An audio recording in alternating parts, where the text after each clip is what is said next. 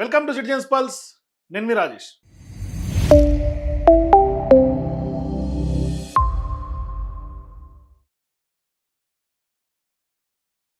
తాజాగా సీఎం రేవంత్ రెడ్డి నర్మేట అక్కడ సిద్దిపేట కాన్స్టిట్యున్సీలో ఫామ్ ఆయిల్ సంబంధించినటువంటి ఆ యొక్క భారీ పరిశ్రమను ఇనాగ్రేట్ చేశాడు. అయితే ఈ సందర్భంగా సిద్దిపేటకు సంబంధించి గత 4 రోజులుగా చర్చ జరుగుతుంది. అంటే రేవంత్ రెడ్డి వచ్చిన తర్వాత అక్కడ ఏం మాట్లాడతాడు, మరి అక్కడ రైతుల రియాక్షన్స్ ఏంటి, ఇవన్నీ చర్చ జరుగుతూ ఉన్నాయి. మరోవైపు అందరూ అనుకున్నట్టుగానే ఆ యొక్క కంపెనీ ఇనాగ్రేషన్ టైంలో క్రెడిట్ హరీష్ రావు గారికి ఇవ్వకపోగా ఈయన కొట్టేసే ప్రయత్నం మీద జరిగింది. కానీ అక్కడ రైతులు ఆ వ్యవహారాన్ని తిప్పికొట్టినట్టు ఖచ్చితంగా అర్థం చేసుకోలేదు. ఎందుకంటే ఆయన ఒకవైపు మాట్లాడుతుండగానే అక్కడ రైతులు, సిద్దిపేట రైతులు కొట్టినటువంటి దెబ్బ మామూలు లేదు రేవంత్ రెడ్డికి. ఎందుకంటే వాళ్ళందరూ వెళ్ళిపోతూ ఉన్నారు. ఏ ఒక్కరు కూడా ఆయన స్పీచ్ కూర్చొని విన్న పాపాన బోల. అయితే మరో అంశం ఏంటంటే, ఇప్పుడు ఎప్పుడైతే కాళేశ్వరం సంబంధించిన వ్యవహారం అంతా కులేశ్వరం అని కాంగ్రెస్ పార్టీ ప్రచారం చేసిందో, ఇవాళ అదే కాళేశ్వరం నీళ్లతోటే అక్కడ ఫామ్ ఆయిల్ సంబంధించినటువంటి పరిశ్రమ రావటం, దానికి హరీష్ రావు గారు ప్రధానమైనటువంటి భూమిక పోషించడం, ఇదంతా కూడా మనకు తెలిసిందే. అయితే ఇప్పుడు ప్రధానంగా కొన్ని వ్యాఖ్యలు, చాలా సీరియస్ కామెంట్స్ చేశాడు రేవంత్ రెడ్డి గారు తాజాగా అక్కడ సిద్దిపేటలో. అంటే ఇప్పుడు సిద్దిపేట భవిష్యత్ ఎమ్మెల్యేలను కూడా ఆయన ముందుగానే అంచనా వేసేసాడు. అయితే అంచనా వేసి స్థానికంగా ఉన్నటువంటి ఒక 2 కాంగ్రెస్ పార్టీ మంత్రులకు అప్పచెప్పిండు ఆ యొక్క. అది మనమంతా కూడా మాట్లాడదాం. హరీష్ రావు గారు సంబంధించి వ్యవహారం ఏంటి, అట్లాగే రేవంత్ రెడ్డి గారు అక్కడ ఏం మాట్లాడారు, ఇదంతా కూడా మనం మాట్లాడదాం. కాకపోతే మీరు ఖచ్చితంగా సిటిజన్స్ పల్స్ చూస్తున్నటువంటి ప్రేక్షకులందరూ ఖచ్చితంగా సబ్స్క్రైబ్ చేసుకోమని మాత్రం రిక్వెస్ట్ చేస్తున్నారు. ఎందుకంటే చూస్తున్నటువంటి వ్యూవర్స్ ఎవరు కూడా సబ్స్క్రైబ్ చేసుకోవట్లేదు. వ్యూస్ చూస్తున్నారు, వెళ్ళిపోతున్నారు తప్పితే ఖచ్చితంగా ఈ వీడియోని చివరి దాకా చూసి సబ్స్క్రైబ్ చేయండి. మొత్తం వ్యవహారం మాట్లాడే ముందు ఒకసారి రేవంత్ రెడ్డి గారు ఏం మాట్లాడతారో వినండి ఒకసారి. ఈ వేదిక మీద నుంచి విజ్ఞప్తి చేస్తున్నా, సిద్దిపేటలో కట్టిన ఈ ఫ్యాక్టరీ కొడంగల్ నియోజకవర్గంలో కూడా ఇట్లాంటిది ఒక ఫ్యాక్టరీ కట్టండి, మా రైతులకు ఉపయోగపడుతుంది. దయచేసి తుమ్మల గారు, అదే విధంగా మిత్రులు దామోదర్ రాజనరసింహ గారు, మహబూబ్ నగర్ జిల్లా ఇన్ఛార్జ్ మంత్రివర్యులు వారు దామోదర్ రాజనరసింహ గారు ఒక్కసారి సమీక్ష చేసి ఇంత మంచి ఫ్యాక్టరీని నా నియోజకవర్గంలో కట్టడానికి దామోదర్ రాజనరసింహ గారిని, తుమ్మల నాగేశ్వరరావు గారిని విజ్ఞప్తి చేస్తున్నా. అంటే ఈయన ముఖ్యమంత్రి, ఈయన నియోజకవర్గంలో కట్టడానికి తుమ్మల నాగేశ్వరరావు గారును అక్కడ ఉన్నటువంటి దామోదర్ రాజనరసింహ గారు కట్టాలి. కానీ ఈయన కట్టుకోలేడు. అంటే గతంలో ఇప్పుడు ఈయన ఇక్కడ కట్టిన క్రెడిట్ మాత్రం ఈయన తీసుకుంటాడు. కానీ ఈయన నియోజకవర్గంలో కట్టడానికి మాత్రం ఆ 2 మంత్రులు కావాలి. గతంలో తుమ్మల నాగేశ్వరరావు గారి దగ్గరికి పామాయిల్ తోటలు వెళ్ళినప్పుడు సందర్భంగా అప్పటి మంత్రిగా ఉన్నటువంటి హరీష్ రావు గారు, నా నియోజకవర్గానికి కూడా ఇటువంటి పరిశ్రమ కావాలి, నా నియోజకవర్గంలో పామాయిల్ పంటల్ని ప్రోత్సహించాలి, రైతుల జీవితాలు బాగుపడాలి అని ఆయన అప్పుడు ఆ టైంలో నిర్ణయం తీసుకొని ఆనాడు శంకుస్థాపనకి శ్రీకారం చుట్టారు. అది ఇవాళ సాకారం అయింది. కానీ సాకారం అయిన తర్వాత కూడా కాంగ్రెస్ పార్టీ నిర్లక్ష్యం చేసి ఆఖరికి నిన్న దాన్ని ఇనాగ్రేట్ చేసినటువంటి పరిస్థితి. కానీ ఇవాళ ఏమంటున్నాడు, హరీష్ రావు గారి ఇన్స్పిరేషన్ తీసుకొని సిద్దిపేటలో అయితే అక్కడ ఫామ్ వెలిసిందో మా కొడంగల్లో కూడా పెట్టండి అని చెప్పే కాడికి వచ్చింది రేవంత్ రెడ్డి గారు. ఇంకా చూద్దాం ఒకసారి, ఇంకా చాలా విషయాలు మాట్లాడండి. 2029లో మళ్ళీ మాకే ఇస్తారు. ఇది చూడండి, ఇది చాలా పెద్ద, అసలు ఇంకా ఎలక్షన్స్ 2.5 సంవత్సరాలు ఉన్నాయి. ఇప్పుడే 2029లో సిద్దిపేటలో నెక్స్ట్ ఎవరైతే గెలిపిస్తారో మీరు అక్కడి నుంచి, సిద్దిపేట నుంచి, వాళ్ళకి మంత్రి పదవి, మంత్రిగా చేస్తాను అని ఈయన హామీ ఇస్తారు. అసలు కొడంగల్లో రేవంత్ రెడ్డి గారు గెలుస్తారా? రేవంత్ రెడ్డి గారు మళ్ళీ సీఎం అయ్యే ఛాన్స్ ఉంటుందా? పోనీ అక్కడ చెప్పినటువంటి మంత్రులకి అప్పచెప్పిండు. ఒకసారి వినండి. 2029లో మళ్ళీ మాకే ఇస్తారు. కాకపోతే ఎలా సిద్దిపేట నుంచి ఎమ్మెల్యేని గెలిపించండి. సిద్దిపేట నుంచి గెలిచిన ఎమ్మెల్యేను మా పెద్దలు దామోదర్ రాజనరసింహ గారు, మా వివేక్ వెంకటస్వామి గారు మంత్రిని చేయించే బాధ్యత వాళ్ళిద్దరు తీసుకుంటారు. అసలు సిద్దిపేటలో 2029 ఎన్నికలలో సిద్దిపేటలో గెలిచే ఎమ్మెల్యేను వాళ్ళిద్దరు మంత్రిని చేసే బాధ్యత తీసుకుంటారు ఈ వేదిక మీద నుంచి. అంటే సిద్దిపేటలో గెలిచే ఎమ్మెల్యేనట వాళ్ళు బాధ్యత తీసుకుంటారట మంత్రులు చేయడం, ఈయన బాధ్యత తీసుకోడు. అంటే ఈయన ఉంటాడు లేదు, ఈయనకే డౌట్. ఇంకోటి, అసలు వాళ్ళు గెలుస్తారా? వివేక్ అయినా, లేదంటే అక్కడ ఉన్నటువంటి తుమ్మల గారైనా, దామోదర్ రాజనరసింహ గారు, వీళ్ళు గెలిచే అవకాశాలు ఉంటాయి 2029లో? అసలు రేవంత్ రెడ్డి గారు గెలిచే అవకాశాలు ఉంటాయా? ప్రజలు కదా వేయాల్సింది ఓట్లు, ఎవరు గెలుస్తారనేది ప్రజలు కదా అక్కడ గెలిపించాల్సినటువంటి సిచ్యువేషన్. అసలు మీరు మాట్లాడుతుంటే స్పీచ్ల్లోనే జనాలు వెళ్ళిపోతుంటే ఇక మీ మీద కాన్ఫిడెన్స్ తోటి ఎవరు ఓటేస్తారు? పైగా ఆ సిద్దిపేట నియోజకవర్గంలో హరీష్ రావు గారికి ఎదురు లేదు అక్కడ. 6 సార్లు వరుసగా ఎమ్మెల్యే, చరిత్రలో ఎవరికి రానటువంటి భారీ ఓటింగ్ 1,65,000 పైచిలకు ఓట్లతో ఆయన 6 సార్లు వరుసగా ఎమ్మెల్యే గెలుస్తూ ఉంటే ఇవాళ ఆ నియోజకవర్గంలో పోయి గెలిచినటువంటి వాళ్ళని మంత్రిగా చేస్తానని గతంలో అసెంబ్లీ ఎన్నికలప్పుడు కూడా ఇంతే చెప్పిండు. అటు ఉమ్మడి పాలమూరు జిల్లాలోకి పోయి అట్లా ఖమ్మం జిల్లాలో చాలా జిల్లాల్లో పోయి గెలిపిస్తే మంత్రిని చేస్తా, గెలిపిస్తే మంత్రిని చేస్తా ప్రతి నియోజకవర్గంలో చెప్పిండు. ఎంతమందిని మంత్రులు చేసిండు, ఎన్ని శాఖలు ఎవరికి ఇచ్చిండు? ఇప్పటికి ఈయనకాడ 5 శాఖలు 6 శాఖలు ఉన్నాయి. ఇప్పటికీ క్యాబినెట్ విస్తరణ చేసే పరిస్థితి లేదు. బిక్కు బిక్కుమంటా ఉన్నారు. క్యాబినెట్ విస్తరణ చేస్తే ఎక్కడ ఏం జరుగుతుందో తెలియదు, ఎవరిని ఉద్వాసన పలకాలో తెలియదు, ఎవరిని కొత్తగా తీసుకోవాలని తెలియదు. అసలు క్యాబినెట్ హామీ రాహుల్ గాంధీ అట్లాగే కేసీ వేణుగోపాల్ కాంగ్రెస్ పార్టీ అధ్యక్షులు ఖర్గే ఇచ్చినటువంటి హామీలకే దిక్కులేదు కాంగ్రెస్ పార్టీ. ఇలా కోమటిరెడ్డి రాజగోపాల్ రెడ్డికి సంబంధించి ఇస్తామని స్వయంగా చెప్పినటువంటి ఆ హామీకే దిక్కులేదు. ఇలా ఈయనట అక్కడ ఉన్నటువంటి మంత్రులకి అప్పచెప్పినట ఆ వాళ్ళని మంత్రిగా చేసే ఒక్క కార్యాచరణకి ఈయన కదా, ఈయన గెలవాలి, ఈయన సీఎం అవ్వాలి, తర్వాత కదా ఆ మంత్రి పదవి. 2020 అంటే ఒకటి మాత్రం వాస్తవం చెప్పింది ఏంటంటే సిద్దిపేటలో హరీష్ రావు గారు కనుక మళ్ళీ గెలిస్తే, మళ్ళీ అక్కడ ప్రజలు రాష్ట్ర ప్రజలందరూ బీఆర్ఎస్ పార్టీని గెలిపిస్తే హరీష్ రావు గారు వాస్తవానికి మంత్రి అవుతారు. ఆల్రెడీ ఇప్పటికే గడిచినటువంటి 10 సంవత్సరాలుగా మంత్రిగానే ఉన్నారు. 6 సార్లు వరుసగా ఎమ్మెల్యే గెలిచిండు, ఉద్యమంలో పార్టిసిపేట్ చేసిండు, ప్రజల్లోకి రాత్రింపగళ్ళు కష్టపడే నేత, ఫుల్ మాస్ లీడర్. ఆ నియోజకవర్గంలో ఎవరికి ఏ కష్టం వచ్చినా అర్ధరాత్రి ఆపదలు ఆదుకునే వ్యక్తి హరీష్ రావు గారు. అందుకని ఇలా హరీష్ రావు గారిని మంత్రిని చేస్తా అని రేవంత్ రెడ్డి గారు చెప్పినట్టుగా నాకు అనిపిస్తుంది ఈ వ్యాఖ్యలు వింటా ఉంటే. అట్లాగే చూడండి, ఇంకా ఇది చూడండి, రేవంత్ రెడ్డి గారు మాట్లాడుతుంటే ఇది పరిస్థితి. ఆయన మాట్లాడుతుంటేనే జనాలందరూ పొలోమని వెళ్ళిపోతున్నారు, ఒక్కరు అక్కడ కూర్చున్నటువంటి దాఖలాలు లేరు. ఇది పరిస్థితి.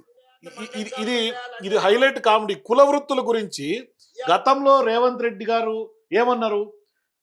కేసీఆర్ గారు అప్పుడు సీఎం ఉన్నప్పుడు కుల వృత్తుల్ని ఎంటర్టైన్ చేసే దిశగా, వాళ్ళని ఎంకరేజ్ చేసే దిశగా, వాళ్ళు ప్రోత్సాహం ఇచ్చే దిశగా బర్రెలు ఇచ్చి, గొర్రెలు ఇచ్చి, లేకుంటే చేప పిల్లలు ఇచ్చి, వాళ్ళకి చేనేతకి కొంత అట్లా వృత్తుల్ని ఎంకరేజ్ చేసిండు ఆయన. దాన్ని మా పిల్లలకి నువ్వు ఉద్యోగ నోటిఫికేషన్ లేకపోగా నువ్వు గొర్రెలు బర్రెలు ఇచ్చి వాళ్ళని ఇట్లాంటి వృత్తులు చేసుకోమంటావా అని చెప్పి బీభత్సంగా ఎగిరినటువంటి రేవంత్ రెడ్డి గారు ఇవాళ ఆయన ఏమంటుండు?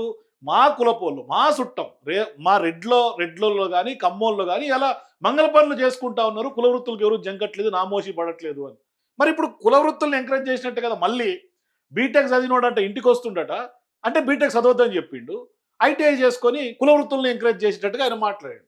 చూడండి, ఒకప్పుడు కటింగ్ చేయాలి, మంగళ షాప్ లో చేయాలంటే నామోస్గా ఫీల్ అయ్యేది, మంగళూరులో వృత్తి మనం చేస్తామని.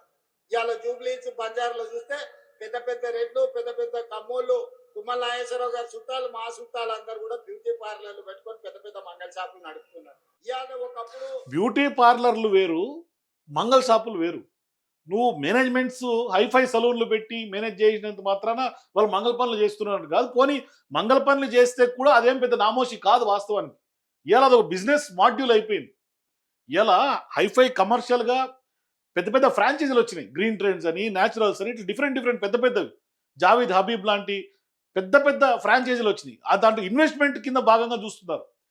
అది నార్మల్ మంగళ షాపులకి దానికి కాంపిటీటర్గా చూడాల్సినటువంటి అవసరం లేదు. బంజారాస్ జూబ్లీస్లో పెట్టాలంటే, అటువంటి కార్పొరేట్ స్టైల్లో పెట్టాలంటే మినిమం 5 కోట్లు కావాలి. మరి అది ఈయన గారు చెప్పినట్టు మంగళ షాప్కి దానికి చాలా తేడా ఉంది. మరి ఆయన ఏం మాట్లాడుతుండో ఆయనకి అర్థం కావాలి రేవంత్ రెడ్డి గారు. ఇక లాస్ట్కి ఎట్లా అంటే ఇక్రిసాట్ అంటే అమెరికాది అని చెప్పి ఆయన అజ్ఞానాన్ని చాటుకుంటూ తిన్నా. అది హైలైట్ కామెడీ.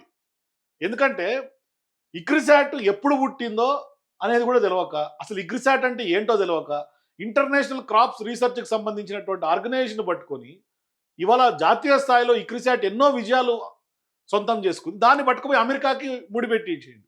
ఇక అట్లా ఉంటుంది ఆయన పరిస్థితి. ఒక్కరు లేరు, ఖాళీ, మొత్తం సభంతా ఖాళీ, ఒక్కరు లేరు జనాలు. ఈడ్చి కొడితే 400 మంది కూడా లేరు, 500 మంది కూడా లేరు, మొత్తం ఖాళీ కుర్చీలే. ఇట్లా ఉంది పరిస్థితి. ఇవాళ అమెరికన్ రీసెర్చ్ సెంటర్ ఇక్రిసాట్ వచ్చి మీ దగ్గరనే పెట్టారు. ఎందుకు ఇక్రిసాట్ ఇక్కడ పెట్టారు? వ్యవసాయ పరిశోధన కేంద్రాన్ని అమెరికా ప్రభుత్వం హైదరాబాద్ లో మెదక్ జిల్లాలో పెట్టిందంటే ఇక్రిసాట్ అట అమెరికా ప్రభుత్వం అట మెదక్ జిల్లాలో అక్కడ భూములు సారవంతంగా ఉంటాయని తీసుకొచ్చి పెట్టిందట అమెరికా. మరి ఈయన మనకు సీఎం. అమెరికా ఇక్రిసాట్ ఇండియాలో మెదక్లో పెడుతుంది, ఈయన మన రాష్ట్రానికి సీఎం. ఇది మన దౌర్భాగ్యం కింద లెక్కేసుకోవాలి. అసలు ఇక్రిసాట్ ఏంది, దాని చరిత్ర ఏంది అనేది కూడా తెలవకుండా మినిమం కదా, ఇంటర్నేషనల్ క్రాప్ రీసెర్చ్ ఆర్గనైజేషన్ అందరికీ తెలిసిందే కదా, అక్కడ కొత్త కొత్త ప్యాడీకి సంబంధించినటువంటి వంగడాలని సైంటిస్టులు అంతర్జాతీయ స్థాయిలో దాని మీద రీసెర్చ్ జరుగుతూ ఉంటుంది. అది కూడా తెలవకుండా ఆ ఇక్రిసాట్ అనేది అమెరికా ఇన్స్టిట్యూట్ అని చెప్తా ఉన్నాను. అమెరికా ప్రభుత్వమే పెట్టినట్టు తీసుకొచ్చి ఇక ఏం చెప్పాలి చెప్పండి. చూడండి, మళ్ళీ ఒక పక్కేమో జనాలు లేచిపోతుంటారు అక్కడ మాట్లాడుతుంటే. తర్వాత హరీష్ రావు గారికి ఎంత అవమానం జరిగిందంటే ఇవాళ రైతులు లేచిపోవడానికి కూడా కారణం అదే అనిపిస్తుంది. అందుకనే రేవంత్ రెడ్డి గారికి సిద్దిపేటలో హరీష్ దెబ్బ అని చెప్పిన నేను. అందుకని ఎందుకంటే ఇవాళ ఇంత భారీ స్థాయిలో Janga Raghava Reddy chairman TG oil fed, Sheikh Yasmin Basha managing director TG oil fed అని భారీ స్థాయిలో నిన్న అక్కడ ఫ్లెక్సీలు వెలిసినాయి.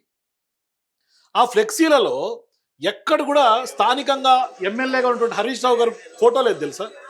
ఇది ప్రభుత్వ ప్రోగ్రాం కదా, కాంగ్రెస్ పార్టీ ప్రోగ్రాం కాదు కదా, మరి స్థానికంగా ఉన్నటువంటి ఎమ్మెల్యే ఫోటో పెట్టాలి కదా. ఇవాళ ప్రజలు చర్చించుకుంటారు ఆ మాట, నేనంటాం కాదు, అక్కడ ప్రజలే అంటారు. ఎక్కడన్నా హరీష్ రావు ఫోటో ఉందా దీంట్లో, ఎందుకు పెట్టలే మా ఎమ్మెల్యే హరీష్ రావు గారి ఫోటో దీంట్లో అంటే ప్రోటోకాల్ ఉల్లంఘన జరగలేదా? సరే పోరి బీఆర్ఎస్ పార్టీ ఎమ్మెల్యే వద్దు, కనీసం ఎంపీ ఫోటో ఉండాలి కదా. స్థానికంగా మెదక్ ఎంపీ రఘునందన్ ఫోటో కదా, ఆయన ఫోటో కూడా పెట్టాలి కదా. ఎక్కడా లేదే. ఇదేమి ప్రైవేట్ ప్రోగ్రాం కాదు, మీరు చేస్తున్న అధికారిక ప్రభుత్వ ప్రోగ్రాం ఇది. ఎక్కడన్నా ఉందా? ప్రజలు మాట్లాడుకుంటారు కదా, చూడండి ప్రజలు కూడా అంటారు, చూడండి ఏమంటారు.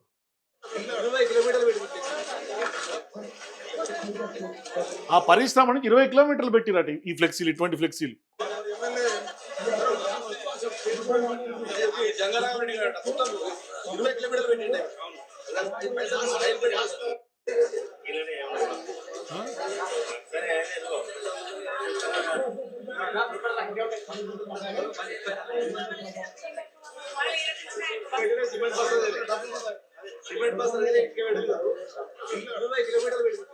ఇది 20 కిలోమీటర్లు పెట్టి ఎమ్మెల్యే ఫోటో లేదు. ఇది పరిస్థితి, ప్రోటోకాల్ ఉల్లంఘన. తర్వాత ఇది చూడండి, ఈయన మాట్లాడేది రండి, తర్వాత నేను మ్యాటర్ చెప్తా. ఈ పరిశ్రమ ఇవాళ సిద్దిపేటలో ఉంది. నేను కావాలంటే 2024లోనే ఈ పరిశ్రమ పనులు ప్రారంభమైనాయి. నేను ముఖ్యమంత్రి అయినాకనే తుమ్మల నాగేశ్వరరావు గారి పని మొదలు పెట్టారు. ఎందుకు ఇంత చిల్లర రాజకీయాలకు రేవంత్ రెడ్డి గారు శ్రీకారం చుడుతున్నారో అర్థం కావట్లేదు. ఇవాళ టిమ్స్ విషయంలో సేమ్ క్రెడిట్ వారు. ఇవాళ గత ప్రభుత్వంలో ఏ పనులు వాళ్ళు స్టార్ట్ చేసి 80-90% పనులు పూర్తి చేసినటువంటివి, కొత్తవాళ్ళు కూడా పార్క్ అదే పరిస్థితి, టిమ్స్ అదే పరిస్థితి. ఆఖరికి రైతులకు సంబంధించి ఈ వ్యవహారం ఆయిల్ కంపెనీ మీద కూడా ఈ రాజకీయాలు ఏందో అర్థం కావట్లేదు. అక్కడ అందరికీ తెలుసు, సమాజానికి తెలుసు ఆయిల్ కంపెనీ ఏ విధంగా వచ్చిందని. ఒక రోజు ముందు హరీష్ రావు గారి గురించి తుమ్మల నాగేశ్వరరావు గారు ఏం మాట్లాడిండు. హరీష్ రావు గారే ఖమ్మంకి వెళ్ళినప్పుడు ఆయిల్ తోటలు మా నియోజకవర్గంలో కూడా వేయాలి, దీన్ని ఎట్లా చేయాలనే ఉద్దేశం మీద మాట్లాడి అక్కడ అప్పుడు ఆయన ఇరిగేషన్ శాఖ అట్టగే అగ్రికల్చర్ శాఖ మంత్రి దగ్గర ఉండి ఆయన చేసుకుని వచ్చి పెట్టిండు. అప్పుడు తుమ్మల నాగేశ్వరరావు గారు మంత్రి, ఆనాడు హరీష్ రావు గారితో పాటు కేబినెట్ మంత్రి ఆయన కూడా. ఈనాడు స్థానిక శాసనసభ్యులు దీనికి ఫ్యాక్టరీ రావటానికి ఆయన ముందుగా తోట లేపించినందుకు, ఆయనకి మాట ఇచ్చినందుకు, నా మొదటి సంతకంతో 16 నెలల్లోనే ఫ్యాక్టరీ నిర్మాణం చేసి ఈనాడు నిర్మాణం పూర్తి చేసుకొని ఈ ఉత్సవంలో ఆయన ఉండాలని చెప్పి ప్రత్యేకంగా పిలిచి ఈరోజు ఆయనతోటి ఈ ఫ్యాక్టరీని ఆయన సమక్షంలో, పెద్దల సమక్షంలో ఈనాడు ఈ మహా కార్యక్రమం చేసే అవకాశం ఇచ్చిన తెలంగాణ రైతాంగ సోదరులందరికీ నా హృదయపూర్వక నమస్కారం. దానికి ఆడికి పోయి ఈయన అరే నేనే పెట్టినా, నేను సీఎం అయిన తర్వాతనే పనులు ప్రారంభించిండ్రు అని చెప్పుకుంటారు. ఇంతకన్నా దిగజారుడుతనము ఏమన్నా ఉంటుందా? ఇనోర్రి కావాలంటే ఇది నేను కొడంగల్ ఉంది. నేను కావాలంటే 2024లోనే ఈ పరిశ్రమ పనులు ప్రారంభమైనాయి. నేను ముఖ్యమంత్రి అయినాకనే తుమ్మల నాగేశ్వరరావు గారి పని మొదలు పెట్టారు. కావాలంటే ఇది నేను కొడంగల్కు తీసుకోకపోతుంటేనా? ఎందుకు ఇక్కడ కట్టించినాం? ఇక్కడ రైతుల కోసం కట్టించినాం. ఇక్కడ ఉండే ఎమ్మెల్యే కోసం కట్టలే, ఎమ్మెల్యే ఉన్నాడని తరలించలే. ఇవాళ సిద్దిపేటలో కట్టిన తర్వాతనే నా కొడంగల్కి ఇంకొక పరిశ్రమ ఇవ్వమని మా మంత్రులను నేను అడుగుతున్నా.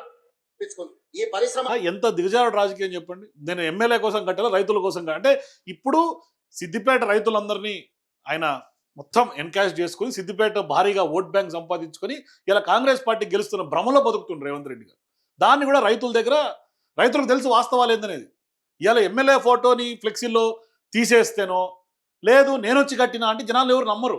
అది ఎవరు కట్టిరు ఏందనేది గూగుల్ నడితే చెప్తుంది. చూడండి, the foundation stone for the palm oil factory at Narmetta Siddipet was laid in April 2022.